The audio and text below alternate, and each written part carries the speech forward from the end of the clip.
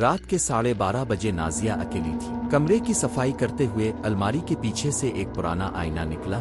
گرد و غبار سے بھرا ہوا ٹوٹا نہیں تھا مگر عجیب سا لگ رہا تھا۔ اس نے آئینہ صاف کیا اور خود کو دیکھا، مگر آئینے میں اس کی آنکھیں دھندلی تھیں، جیسے کوئی اور دیکھ رہا ہو۔ پہلے اس نے سوچا شاید تھکن کی وجہ سے ہے، مگر پھر اس نے دیکھا آئینے میں اس کا عکس آہستہ آہستہ اس سے مختلف حرکتیں کرنے لگا۔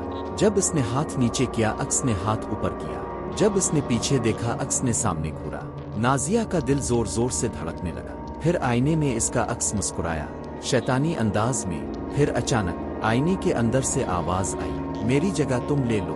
نازیہ پیچھے ہٹی مگر بہت دیر ہو چکی تھی۔ اچانک آئینے سے کالا دھواں نکلا اور اس کا عکس زندہ ہو کر شیشے سے باہر نکل آیا۔ نازیہ چیخی مگر آواز نہیں نکلی۔ آئینہ دوبارہ نارمل ہو گیا مگر اب آئینے میں نازیہ کا عکس نہیں تھا۔ وہ اندر قید ہو چکی تھی اور جو باہر تھا وہ نازیہ نہیں تھی۔